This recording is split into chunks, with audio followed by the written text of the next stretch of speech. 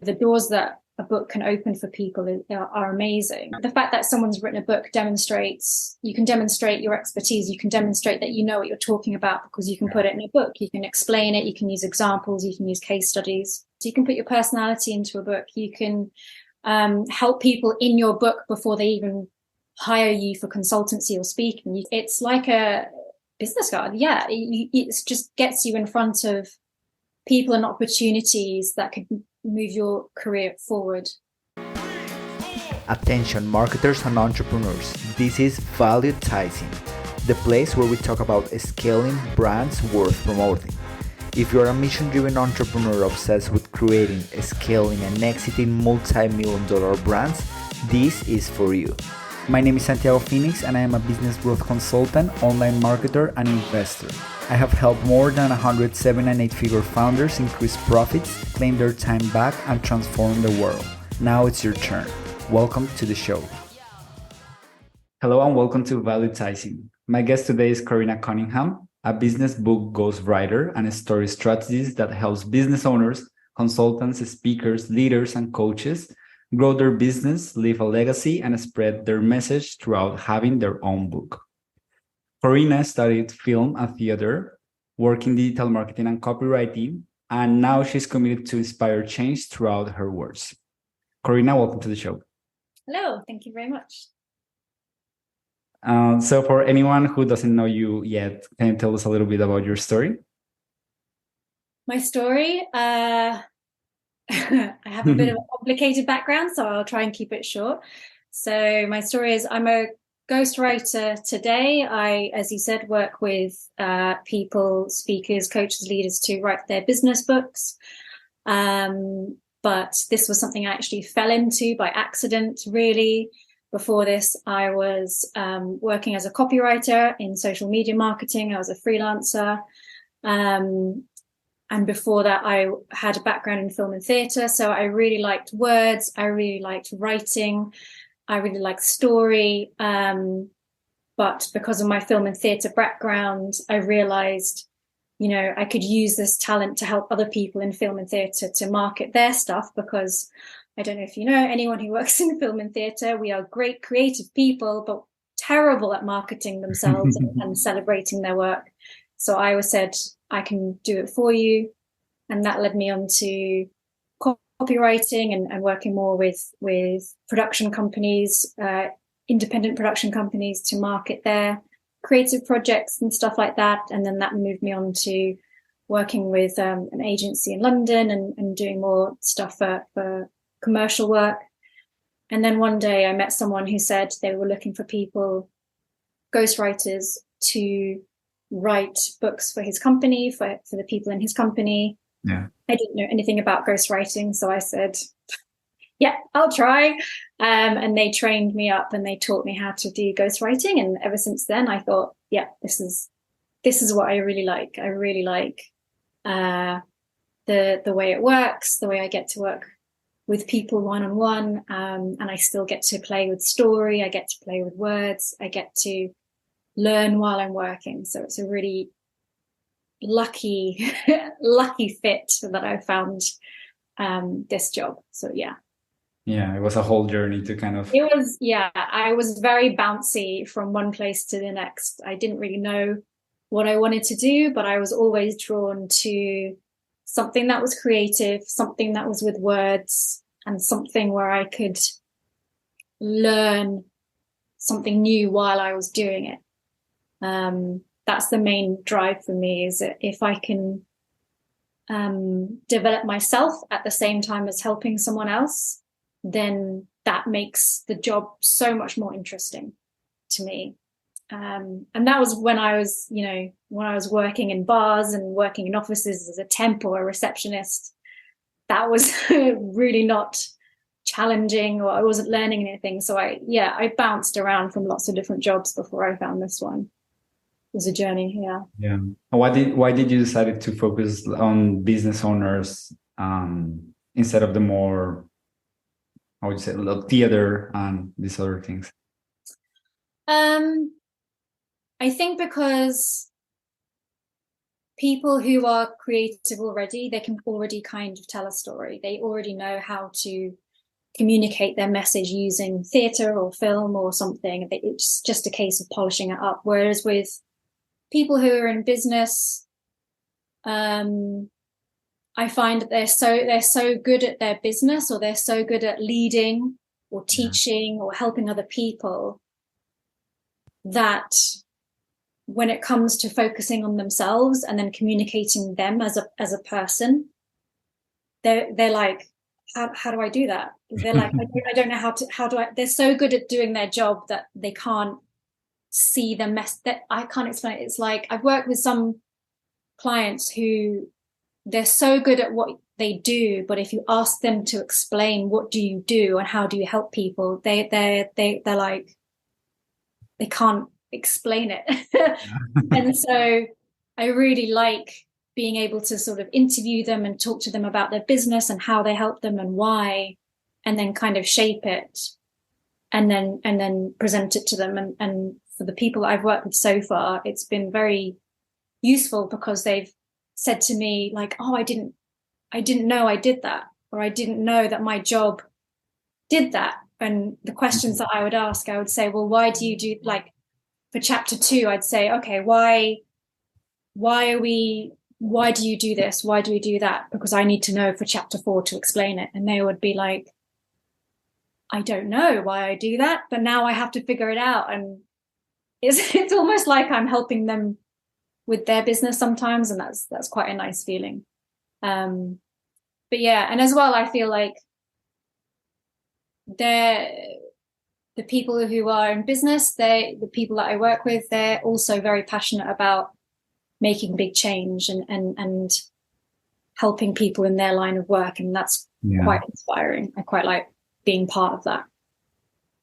That's great. I like that. So what is ghostwriting for anyone who doesn't know, and what's kind of your process? Your process that you take clients through.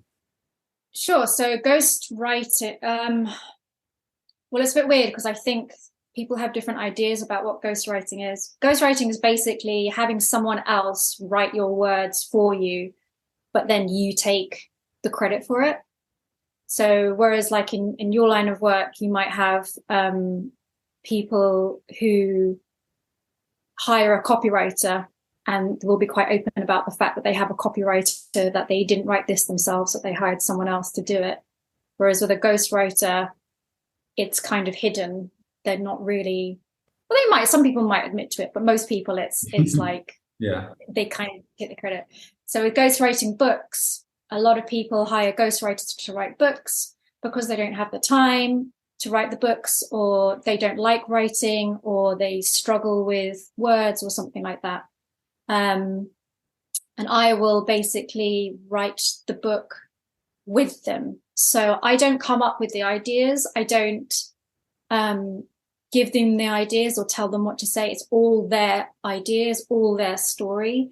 All I do is I interview them, take all the content from them with interviews, and then kind of shape it into something. But I don't write it from scratch. None of it is my idea. It's always their idea. And the process is generally, I interview them. In the first month working together, I interview them and I talk about, how do I explain this? We get the foundations of the book. So for the first month, we get the foundations of the book. So we talk about, who is this for? Why are you writing this? What are your expectations? Who are your readers? It's like everything. Okay. I guess that's the hardest part. The hardest part is like, just why are we doing it? Get the foundations of the book first. And so it's a lot of talking and just a lot of discussion to make sure that we are both on the same page. And it's also useful for me to have that first month where there's no writing, so I can hear how they talk, how they sound, what kind of speaker they're going to be, because for a couple of reasons. One is I have to sound like them. So like in film and theatre, I have to take the character on. So I have to start hearing, okay, does this person like big words or small words? Do they speak very, very fast or very slow? Do they tell a lot of stories, or do they use facts, like stuff like that, for me to understand that, okay, when I write this book, this person likes big words, so I have to use big words. This person likes stories about their family, so I have to put story, like I have to make it sound like them, and I need that first month to be able to kind of tune into them. And I record everything on transcript so I can refer back to it and stuff like that. And I just start picking out phrases and things that people say a lot that they don't realize they say.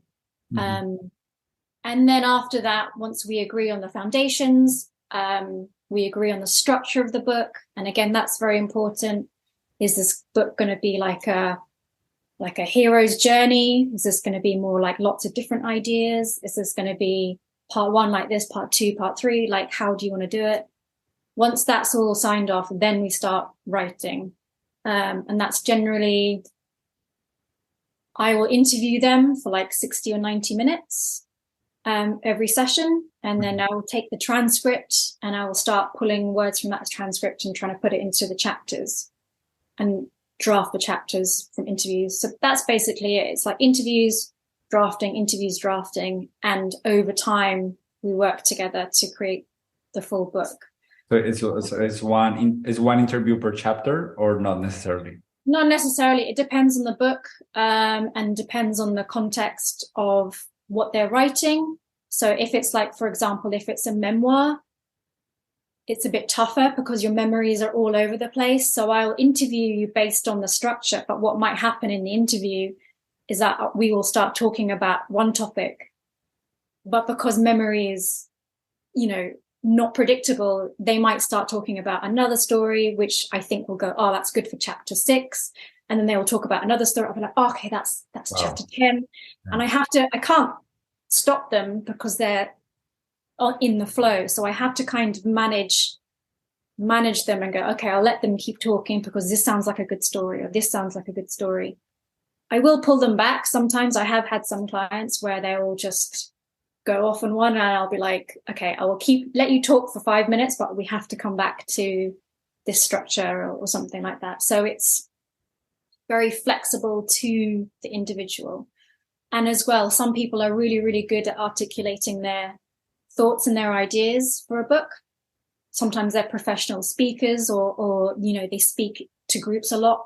Mm-hmm. Some people are not used to speaking and articulating their thoughts. They're more like writers or they're thinkers. That's a bit harder because when I interview them, their ideas are like all over the place. And I have to be like, okay, let's let's come back to this one. But I don't restrict them because I find the best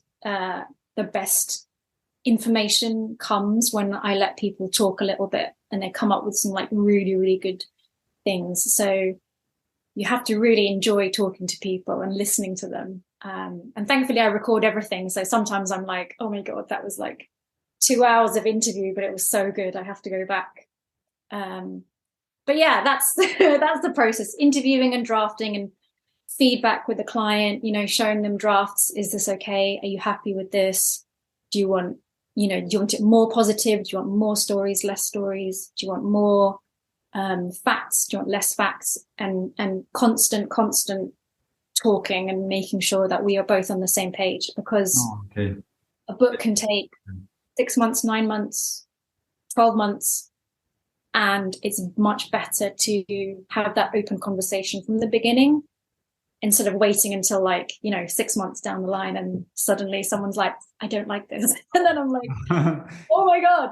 So they do revisions I'm constantly like, read this. Is this okay? Are you happy? And just being aware of what the client wants and making sure that it's their book at the end. I will advise, I will say, I think this is better for the reader, or I think this story doesn't work. We don't need it, but the client is always, it's always their decision at the end that drives it.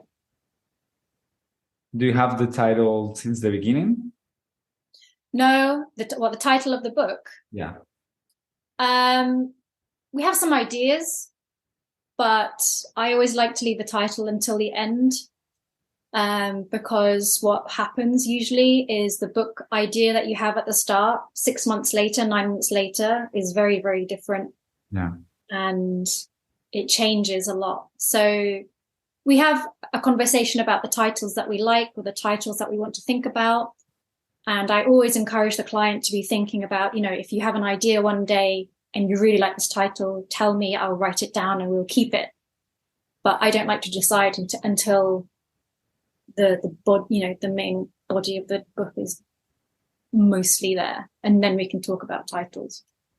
Because you have to think about as well the titles of other books that are out there at the moment. Yeah, and kind of, I guess that's when the commercial side also matters, right? Yeah, you have to think about, where your book. This is one of the things that we talk about in our first month together as well, is like positioning the book. It's like, how is your book going to be different to what's already out there? There's a lot of leadership books out there. There's a lot of self-help books out there. How are you going to be different? What can you offer that's different? What do we need to talk about that no one's talked about yet? Or how are we, and that's going to shape the book, and that will shape the title as well. Like there's trends in books as well, where I remember, I don't know if the case is now, but I remember there was lots of business books that came out where it was just like one word titles, like grit, resilience, really punchy, and that's great, that works. But then after a while, that trend gets saturated. And if you want to be different, like maybe we might try something that's a bit longer, or something that's, trying to be aware of where your book might sit in it, if it's in a bookshop or on Amazon. Like how is it going to stand out? And as well, you've also got to think about, the book cover, the title, the color. That's not me, that's going to be your book designer or something. But thinking about, okay, once you have your book, once you know what your book is about, you've got to reflect that in the title, in the book cover, in the colors, in the design, and all of that stuff as well. So it's a big project to think about, and it's totally worth it. Like the doors that a book can open for people are amazing. Yeah, tell me about that. So a book can be really, really valuable, as I'm sure a lot of people know, for demonstrating your expertise and opening doors for you. So a book, when you pick up someone's book and you're curious about the work that they do, but you don't quite know them yet, you'll read about it first. And it demonstrates, the fact that someone's written a book demonstrates, you can demonstrate your expertise. You can demonstrate that you know what you're talking about, because you can put it in a book. You can explain it. You can use examples. You can use case studies. You can increase that trust. You can put your personality into a book. If you're not very good at speaking publicly, you can put your personality into a book, and people can be like, oh, actually, they're really funny, or they're really humble. And because they just get scared when they're talking to people. So you can put your personality into a book. You can help people in your book before they even hire you for consultancy or speaking. You can be like, okay, in chapter 10, I've got 10 strategies for you to try to do X, Y, Z. Here's strategy 1, do this, blah, blah, blah. And you can kind of give them tools and help them before, and kind of prove to them that you can help them, so that they can come along and see you speaking, or hire you for consultancy. Or they might want to buy a few more books, or they might want to buy a course or something, because that book is kind of like, it's a little bit like a business card. Yeah. It's a bit like, you don't know me, I don't know you, but read my book, take your time, read through it, and then decide if I'm right for you. And that's a good way of filtering out people who might not be right for you as well. Clients, if you want to work with a certain type of client, but you find for some reason you keep getting the wrong mix, or you seem to be attracting you can really be clear in your book about, this is what I do, this is how I help people, and these are the kind of people that I help. I don't help these people, I help these people. And books can be really good for opening doors, because once you've kind of proven yourself with a book, people are more likely to go, okay, I want to bring them in for my event for speaking. And then that puts you in front of 200 people or something, or I want to invite you onto a podcast, and that can put you in front of however many people. It's kind of, it's a bit like that, it's a bit like a free trial. Yeah. Kind of thing. And it also shows your dedication to your work. I mean, writing a book is not a small decision. It's a big decision. It takes a while. It's a big investment. If someone writes a book, it kind of unconsciously demonstrates that you are serious and dedicated about the work that you do, that you are in it for the long haul. No one puts a book out or writes a book who's not serious, because the amount of work that goes into a book is so much that, I don't know. There are some people who can write books like once a month, and that's great. I don't know how they do it. They must be amazing. But for most people, it's a big decision. And I think, I don't know, I think if someone's taken the time to write a book and write a book well, there are some books out there that have clearly been written very, very quickly. Yeah. Or they haven't put there's typos, the words don't make sense, they're repeating them, like they haven't put the work into it. And that can be just as revealing as okay, this person's put a book out, but they haven't put effort or detail into it. And I can see that they're making mistakes. They're just trying to get a quick sale. And that as well can be okay, well, I don't trust this person, because if they can't be careful with their book, will they be careful with me as their client? It's kind of the same thing. If you're careful with a book and you put a lot of heart and soul into your book, then the client's going to be well, then they might do that with me as well. And it's just kind of it's a trust thing. It's a proof that you're going to be sticking around for the long haul, and that you're not just in it for ticking boxes or transactions. But it's not a get rich quick scheme. Books, well, no, not unless you're someone famous who is already famous. Yeah. Then sell a book, and obviously they'll make millions. You won't. I wish I could, as a ghostwriter, I wish I could say you'll make millions from your book. But the reality is, a book is not going to make you £1 million unless you already have a massive platform and a massive audience ready to buy that book. A book is going to open doors for you. It's going to connect you with people who might have influence, who might be able to connect you with someone who can connect you with someone. Because that book, you can just give that book to them and be if you don't know me, don't trust me, read my book. And they can pass that book to their friend, and that friend can pass it to their friend. And suddenly you've got all these people who know about you that have never met you, but they've read your book and they've seen your personality and they've heard your words, and they're I don't know this person, but I like what they're saying. They seem really nice. They seem educated and they know what they're talking about. Let me check to the back of the book how I can contact them or get in touch. And then that's how they get, and that will lead you to more opportunities.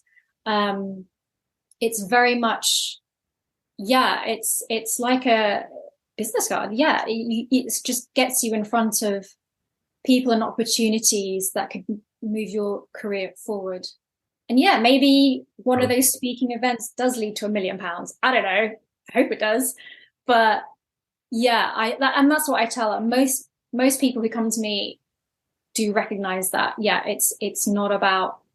I had one person ask me if I write a book, will it make me a lot of money? And I've had to say, I wish, but no, it won't. Only one, but most people, thankfully, they do recognize that. But people, I don't know if you know Alex or Moxie. Sorry?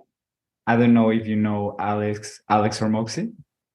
No, I don't think so. Yeah. All right. So this guy is an entrepreneur and investor. He has a portfolio of companies of, I don't know, I think they make $200 million per year. It's insane. But his main thing is a book. And I think that speaks a lot because the guy knows how to make money. He could put that money and time into Facebook ads, into speaking, into other things. But he's the only thing that is going to outlast me is a really well-written book. Yeah. And it's the case of Robert Kiyosaki. the guy is so famous because of a book. Yeah. Many. It's amazing how far a book can go, especially if it's well written and it talks about. Has to be good. Has to be good, and it has to be. Yeah, you can't just write any book and expect it to do well. Like, it's got to really say something specific, and it's really got to do something well. Just like a film or a play. Like, you can write a million really good films and plays, but like the ones that last are the ones that have something important to say. And writing a book. I have a friend who's she writes romance stories, and she just says, you know, part of why I'm doing it is because it will outlast me after I'm gone. She was like, that's part. She loves doing it, but she was like, that's kind of also part of it, is that she wants to live on after she's gone. So there is a sense of, you know, I've had a couple of people come to me and talk about writing their books, and part of their reason is like, yeah, I want to grow my business, but I also want to impress my kids. I want my grandchildren to think I'm cool. Like, you know, they know that it will leave something behind. And also, I think because of the internet as well, I think it's so easy to get information now. So easy to get information that is flimsy or incorrect or is just opinion. And there's so much, and it's really hard to know who to listen to. And I think with a book, it kind of focuses you, and it kind of gives you that space, because you're in a different state of mind when you're reading a book compared to when you're reading something on the internet. You're really dedicated to that book. There's kind of an experience that happens with a book. You know, some people like to sit on the sofa with a cup of tea and their chocolates and their dog, and they'll just sit and enjoy, or they'll read it on the way to work, and you're in a different mind space. And the information that you're getting from the book is somehow more valuable because it's been because someone's taken the time to think about writing that book and organizing that book in a way that's going to help you, and structuring it in a way that's going to help you, not like on the internet where it's just kind of thrown at you and you kind of have to figure out which is for me and which is not for me. The book, you can kind of decide quite quickly whether this is the person you want to listen to, or whether this book is not for you and you want to talk to someone else. So I think it helps clear the noise, I think, sometimes that people find with stuff on the internet and information overload. Not that you can't get information overload with books. Like, I've got 5 books on my bookshelf that I still need to read. Yes, I can see that behind I've still got there's a whole, you know, on my nightstand as well. I've got 3 on my nightstand. I've got there's a few there that I haven't read yet. So you know, you're clearly a book lover. I love my books, but I'm constantly oh, there's a new book, I need to buy this book, and then I'll start the new book, and then I'll be halfway through that, and then oh, there's a new book, I have to start that one. So I've got about loads with bookmarks in it that I have to finish. I will finish them. I just have to find some time. But yeah, it's what was the question again? I forgot what the question was. Well, I wanted to ask you how do you make sure that the book kind of attracts clients for the person instead of just attracting people who want to read the book, if that makes sense? Yeah. So that's one of the first questions that I ask in our first month together, is sort of, how are you going to use this book in your business? Is this just like a memoir for your family, or is this going to be part of your sales process? And for me, understanding where this book is going to go in their business helps as well, because then that will dictate what we talk about and what the topic will be. Most people who come to me who know they want a book, they already kind of understand where the book is going to go in their business, and they say, you know, it's going to complement my coaching services, or it's going to be something that I give out at speaking events before. So that's the first thing I ask, and depending on their answer, we then discuss what will go into the book. So for example, if someone wants to attract clients for a very specific service, then we might write a book that discusses a sort of step 1 or step 2 phase of their business that they're happy to kind of give away for free. Not free, but like, here are some easy steps we can do, or here's a how-to of things you can do yourself, and then get in contact with me and hire me for like the big stuff. So stuff like that. Or it might be a whole book on like, if you wanted to attract clients, but there's an issue there. It's depends on the client and the business, but sometimes you might get some people who they have clients, but they want to attract a different kind of client. And so maybe the strategy there might be to talk more about their values, how they got to where they were, so they can start aligning with slightly different people and pulling in slightly different organizations. So it entirely depends on like their end goal, and then we kind of reverse engineer what will go into their book. So if their end goal is, X, okay, that means we have to do these 3 things in the book, and find a way to make it work. And again, it will depend on like the type of the book they want to write. Like, do they want to write a memoir that's mixed in with their business? In which case, I have to figure out how I'm going to put those 3 steps into a memoir about their business and kind of smush it together. So it is all about kind of knowing their end goal and then reverse engineering based on their business, their goals, and how they want to do it. But it is all about customer first, reader first. As you know, with copywriting, it's like, what does the reader need from these words to make them move to action? And this is probably why I'm so glad I did copywriting before ghostwriting, because if I didn't do copywriting, I wouldn't understand this.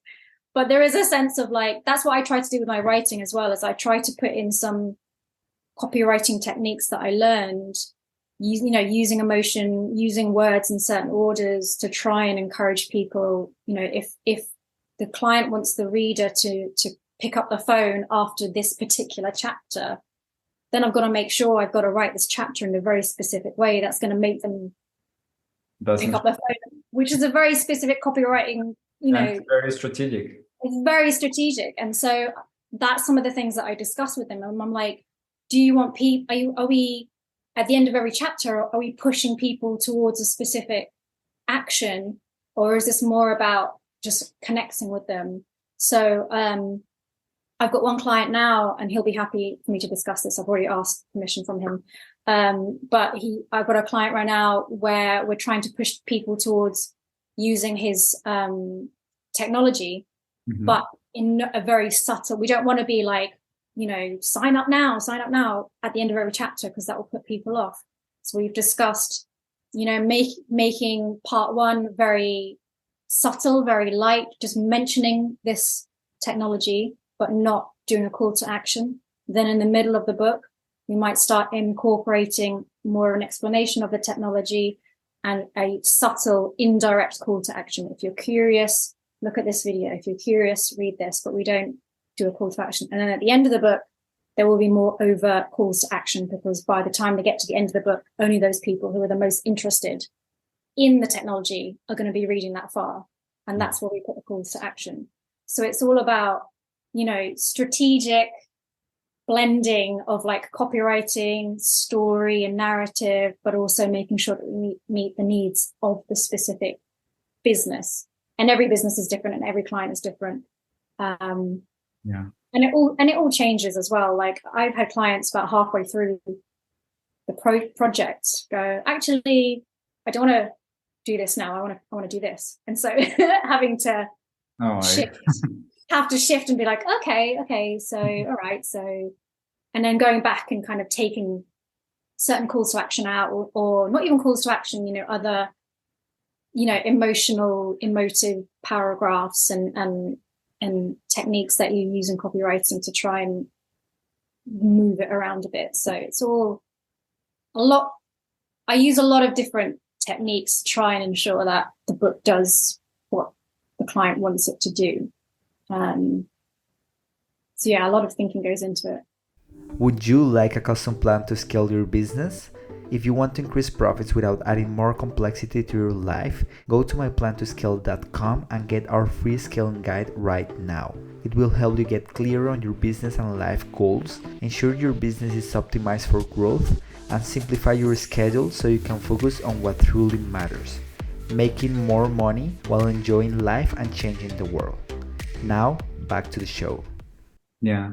And in your experience, what would be the number one thing that makes or breaks a book?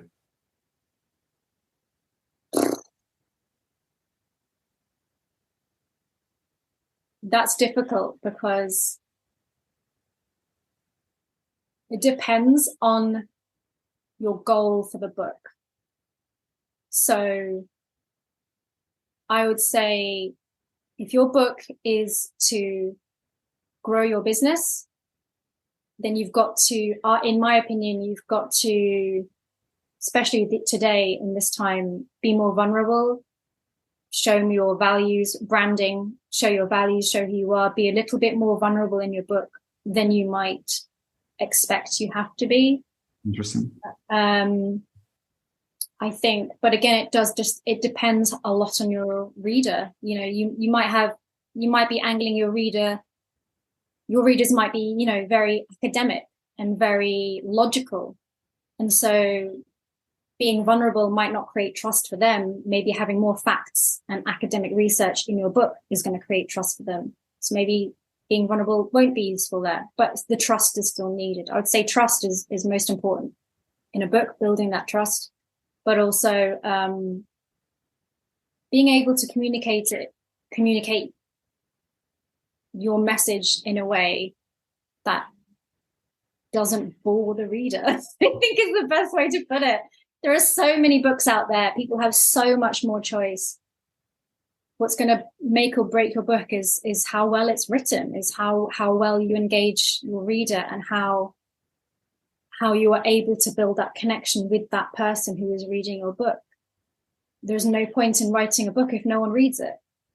So you've got to make sure that it does what it's supposed to do, which is entertain, educate, help the reader in the way that they want to be helped and educated and entertained. Mm-hmm. Otherwise, you're speaking to the wrong people or you're doing something wrong. But don't you think it's crazy when, I don't know, books like 50 Shades of Grey, they become so popular? Or those ones, yeah, I haven't read those, but I asked my friend about it, and my friend who also writes romance, and she was not impressed with the writing, but it clearly met a need that readers had that they weren't getting before. So even though it was the jury's out as to how well it was written, but the message or what it was communicating, the entertainment factor, the fantasy factor, it did something for readers that they couldn't get anywhere else. And that's why it works. And so I'm not saying that it's okay to write badly, because, please don't write badly. It's just don't. Why would you do it? But you've got to have a message that people need to hear. And I think, and again, that's fiction. She wasn't trying to drive anyone towards buying a specific service of hers. She was just doing it for entertainment. Her goal was entertainment, and she did it. She did it. And yes, the technique might not have been, but again, I've seen some critiques of the writing on the internet where someone said that the reason it did so well was partially because the writing was not as heightened, was not difficult. It was accessible for anyone of any reading age level to be able to enjoy it, which was probably why it did so well as well. It was because it was accessible to as many people as possible. And maybe that was part of her strategy. It was, okay, she might have known that she's going to be criticized for her writing technique, but if it means more people are going to buy it and it becomes more popular, then that's kind of a hit she's kind of willing to take. So again, that comes into writing strategy as well. It's who's going to be, again, down to the reader, who's going to be reading this? what kind of, reading level are they? What kind of accessibility is this? What state of mind is the reader going to be in? Right now I'm writing a book that's an ebook, whereas before that I was writing a book for print, and they're two very different types of writing, because someone who's reading an ebook will have downloaded that from the internet, will be looking for a quick fix, will be reading it on their phones or their iPads or while they're distracted, most likely. So I've got to write it in a way that's very succinct. Whereas if a book is in print and not an ebook, people are going to be they're going to have more time to sit down and read it. They're going to be more engaged with it because it's a reading experience. So you always have to think about who's going to be reading your book and what kind of state of mind they're going to be in. And with 50 Shades of Grey, what kind of reading level they're going to be at, when they're going to be reading it, how that kind of, the more easily accessible it is, the more easy people can dip in and out of it. And that's probably why it did so well. But if you write a very complicated, highly intellectual book, only a certain proportion of the population is going to read that and enjoy that. That's not a book you can dip in and out of when you're, in the bath or taking the kids to school. You can't dip in and out of a highly academic journal. Yeah. So it's like creating a product at the end. Yeah, it's a product. It's a product. You've got to think. It has market research. It's focused on the customer. It's a book is a product. It's a reflection of you. It's a reflection of what you value and what's important to you and what you think of your reader. So you've got to really think carefully about what kind of book you want to put out there and what you want it to achieve. It's not just putting your story into words. It's so much more than that. And I think that's probably where some people get overwhelmed and stuck, is when they start writing a book themselves and they start realizing that, oh my God, people are going to read this, and like, what if they don't like this, and what if I'm doing it, and it just gets all a bit overwhelming. So that's why, it's always good to have a ghostwriter, obviously, but it's always good to have, someone you can bounce ideas off of, or even if you don't have a ghost, like having people you trust to read your stuff and to bounce back and be honest with you and say, I think this does work, it doesn't work, and being honest with yourself about how it's going, and being ready to not be too precious about it. I think it can be really personal for a lot of people. It's a bit like, when you do a painting when you're little and you put your heart, when you're a kid and you paint something, yeah, and you're like, oh my God, this is amazing, but you're too scared to show anyone. And it's kind of like that. It's like people can feel quite scared about sharing what they've written with people. So you kind of need to remember that and keep that in mind as well. Are you a fan of Harry Potter? No, I've never read Harry Potter. I remember when it came out, and I just kind of missed that. All my friends were reading it and went mad about it, and I think I was a bit like, oh, okay, well, I'll read that later. Everyone's reading it now, I'll read it later. And then I just never. I've watched the films, I've enjoyed the films, but I've never read the books. But I will do. I feel like it's something that I have to have in my mind and be aware of, just like culturally.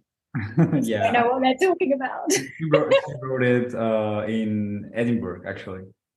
Really? Yeah, I can imagine. Yeah, I can imagine the architecture and the kind of stuff that you'd see would inspire, like, some of the stuff in the books. So do you also help people? For example, let's say that I'm not ready to write a book, but I'm a personal brand and I need to kind of make sense of my story, my personal story, so I can communicate that on content, on my website, and to connect with people. Do you also help people do that? Yeah, that's pretty much my first month of working with people. So I offer that as a separate kind of coaching month for people. If they don't want to do ghostwriting, they can work with me for 1 month. And we just go through that, like you said, we work on like, okay, what is your personal brand? What are you trying to communicate? What kind of book do you want to write? If you want to write a book, and just kind of help them focus it. Because a lot of people are quite happy to write their own books, or like they're quite happy to, they have the confidence to write themselves. It's just that first, like, where do I start? How do I start? What do I do? I offer like one-off like consulting calls where we can just like brainstorm and just like figure it out. Or we have that more strategic 1 month where I just take you through like, okay, what week 1 we're going to look at this, week 2 we're going to look at this, week 3 and 4 we're going to finalize the structure, we're going to figure out what journey you want to take your readers on, who are they, what are you going to sound like, how are you going to make sure that you still sound like you when you write as well. Because some people, I don't know if some people know this, but like some people speak in one style but they write in another style. Some people do this, and do you know what I mean? Like, and it's quite, so especially if you're a speaker professionally but then you write differently, people are going to be like, oh, hang on a minute, you sound, what's happening here? So things like that, just trying to figure out, okay, making sure that you sound like you. And then, once we do that, you can go off and have more confidence in what you're doing, and just give you ideas. And especially if you haven't written a book before, I can give you ideas of like, stuff that I do to make sure I stay on track, because I struggle. There are weeks where I'm like, I can't do this. What am I doing? This is really hard. And just trying to give them tips and techniques that I use to make sure that you don't kind of give up, because it can be quite overwhelming for some people, and they kind of put their book down and then they don't come back.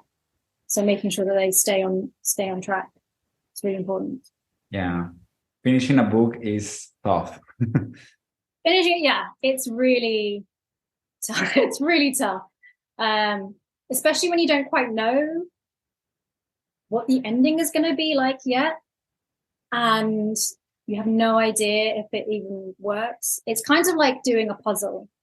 Like, you have no idea what it's going to look like. Well, you hope you have an idea of what it looks like at the end, but it might be different, and you just kind of have to trust that it works. It kind of reminds me of like when I used to do film and theatre. You have all these separate departments and people doing different jobs, and you have rehearsals, and you have this script, and you have these actors, and you have the message that you want to say, but no one knows what the play or the film is going to look like until it's done. You have no idea.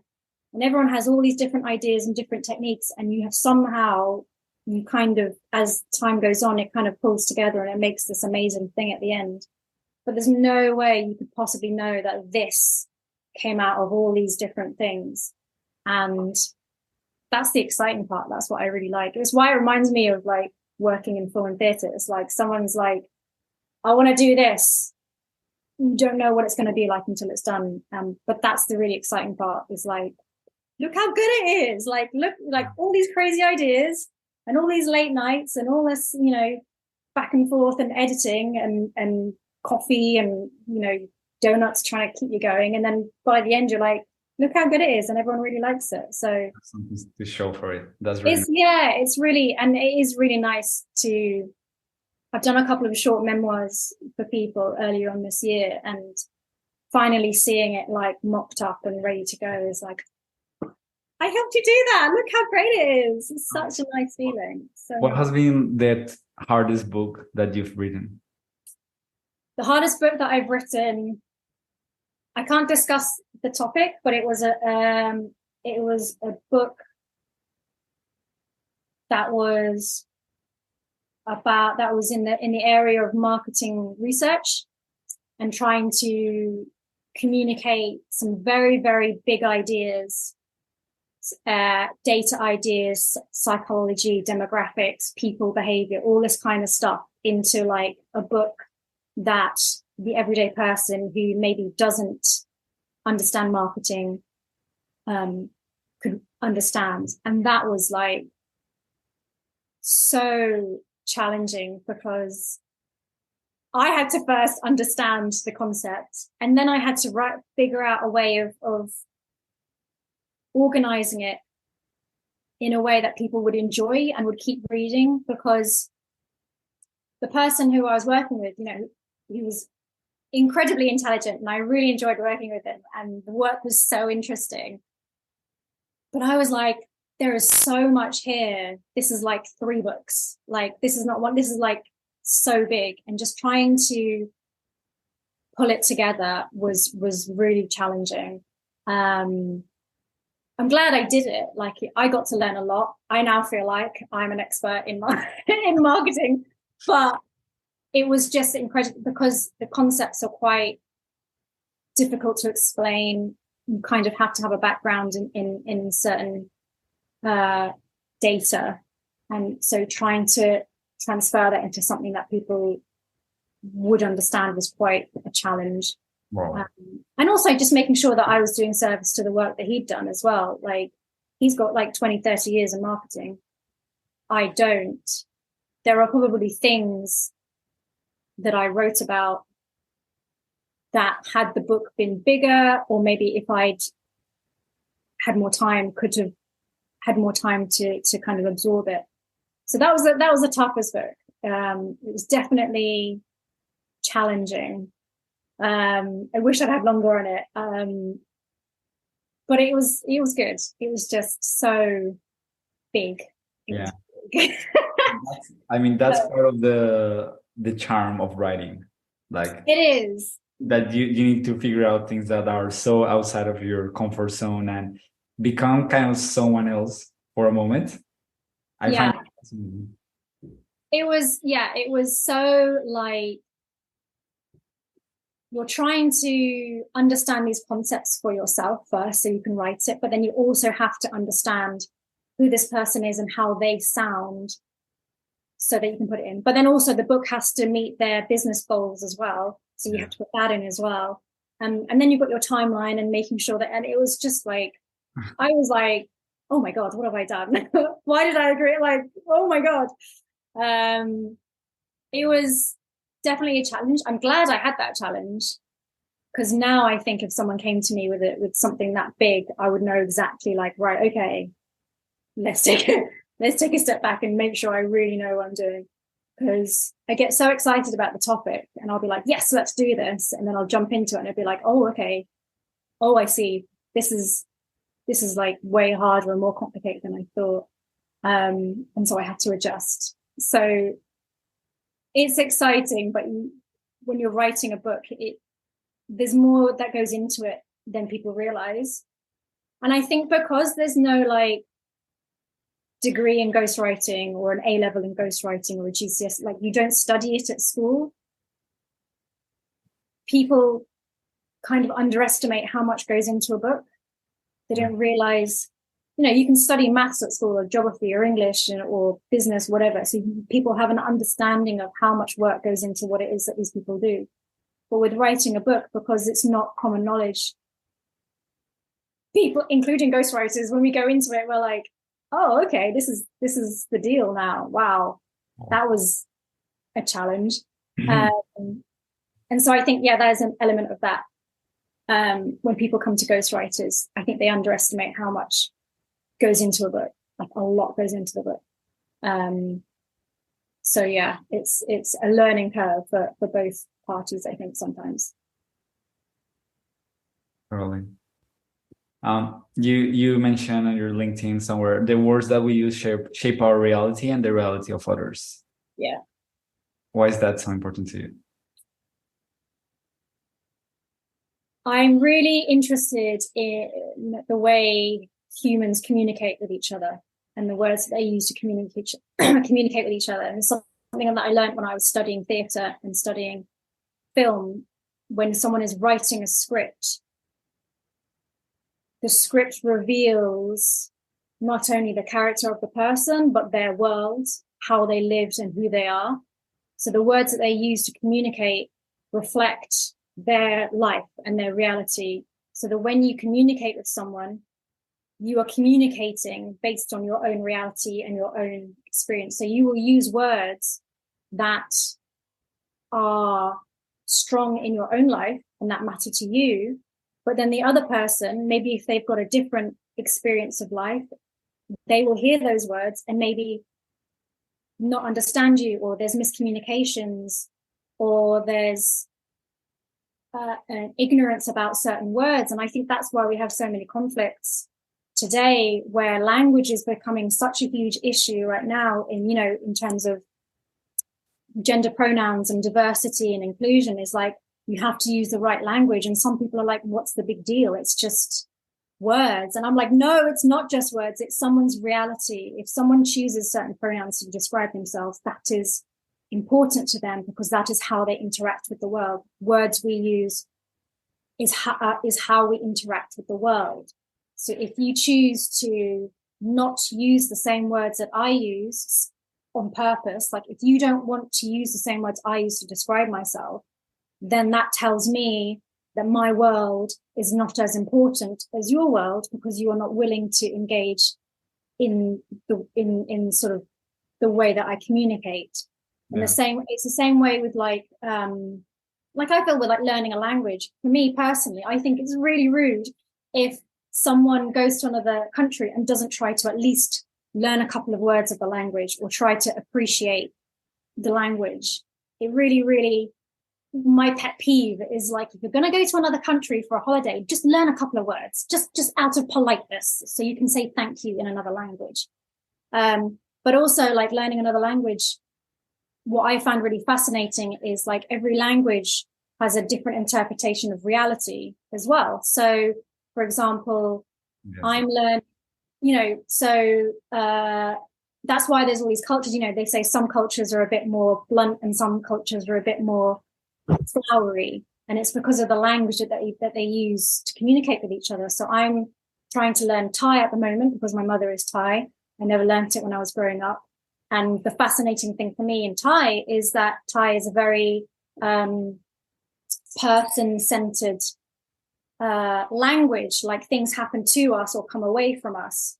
Whereas I know in another language, like Irish, for example, which I've found out recently, my partner is Irish, there's a sense of disconnection between sort of states of emotion. So, for example, you would never say, my partner does this thing where he says, like, he never says, I have a headache.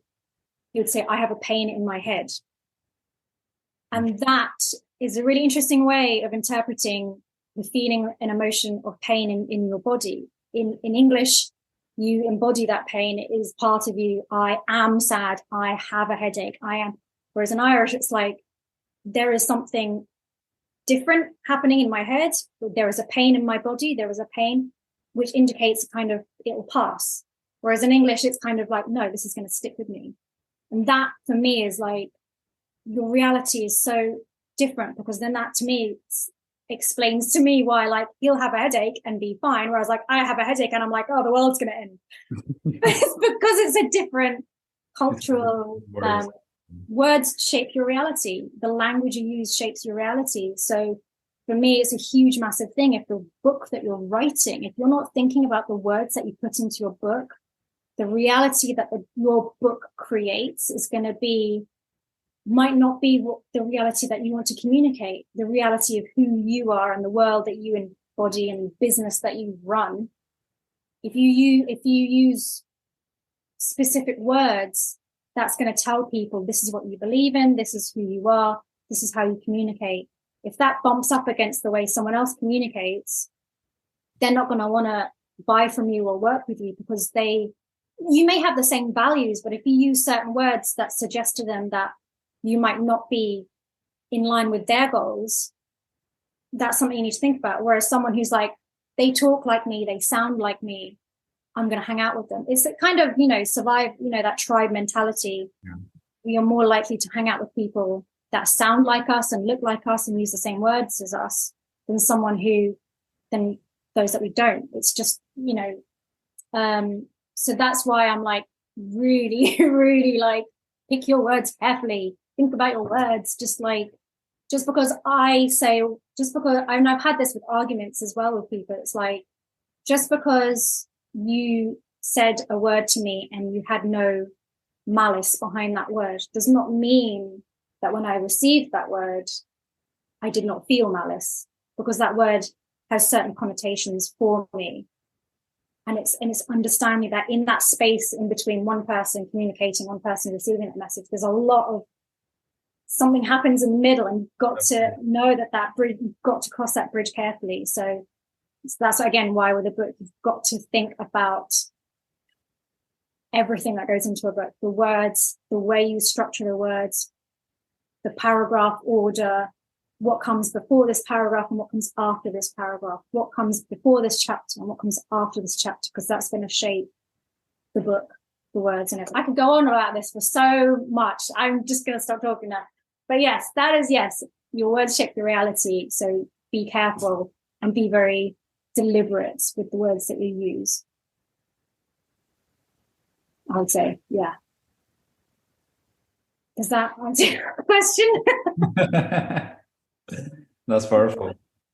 It's hard to explain because I can see you do many of these things intuitively, like grabbing someone else's voice, and it's hard to explain, to put it into words. Again. Yeah,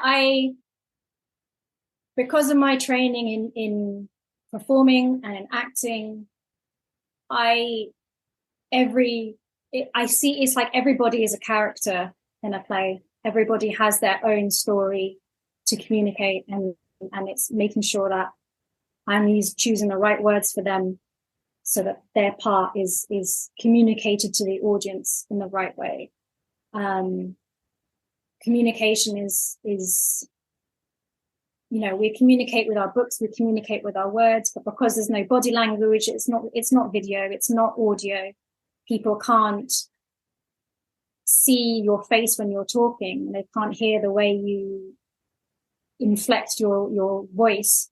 So the words that you put into your book have to be very, very deliberate and specific.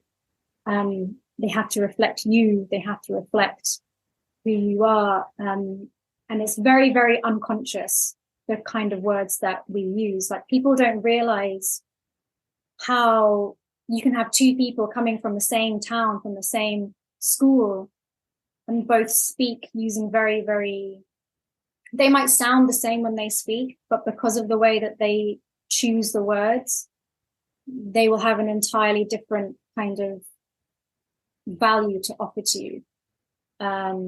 There's a lot that goes into it. Like, communication is a huge